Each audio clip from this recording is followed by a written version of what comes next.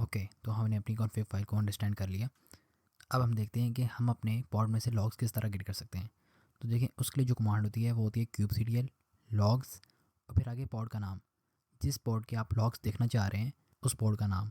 अच्छा, ये तो सिंपल कमांड है, जस्ट लाइक जिस तरह डॉकर के अंदर हम करते हैं डॉकर लॉग्स और फिर उस कंटेनर की आईडी जिस कंटेनर के हमें लॉग्स चाहिए होते हैं, बिल्कुल इसी तरह kubectl लॉग्स और फिर आगे पॉड का नाम। लेकिन इसके अलावा हमारे पास कुछ और ऑप्शंस भी होते हैं अगर हमें लॉग चाहिए।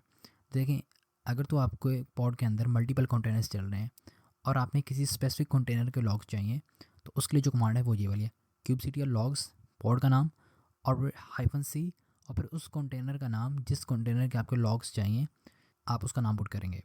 और अगर आपको सारे कंटेनर्स के लॉग्स चाहिए जो कि आपके पॉड के अंदर चल रहे हैं, यानी कि एक पॉड है ना उसके अंदर मल्टीपल कंटेनर्स हैं, तो सब कंटेनर्स के अगर लॉग चाहिए तो उसके लिए जो कमांड है वो ये है, kubectl लॉग्स पॉड का नाम और फिर आगे -all containers is equal to 2।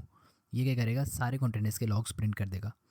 और अगर किसी ऐसे कंटेनर के लॉग चाहिए जो किल हो चुका है, अच्छा यहाँ पे ये होगा for logs of previous container, कि अगर कंटेनर क्रैश कर गया किसी वजह से और उसके लॉग्स चाहिए तो उसके लिए जो कमांड है वो ये kubectl लॉग्स पॉड का नाम और हाइफन प्रीवियस। तो ये मतलब ये कुछ एडिशनल कमांड्स हैं जो आपको पता होनी चाहिए। ओके, तो हम तो अपने पॉड के अंदर के लॉग्स देखते हैं क्योंकि हमारे पॉड के अंदर एक ही कंटेनर चल रहा था, तो उसके लिए ये वाली कमांड इनफ है। तो हम अपने टर्मिनल के अंदर चलते हैं और यहाँ पे आपने करना है kubectl लॉग्स और आगे पॉड का नाम। तो हमारे पॉड का नाम है सर्वर पॉड विद फाइल।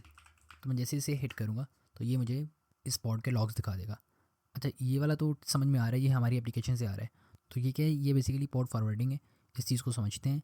लेकिन नेक्स्ट सेशन के अंदर तो यहाँ पे एक पॉज लेते हैं, नेक्स्ट सेशन से यहीं से कैरी ऑन करते हैं।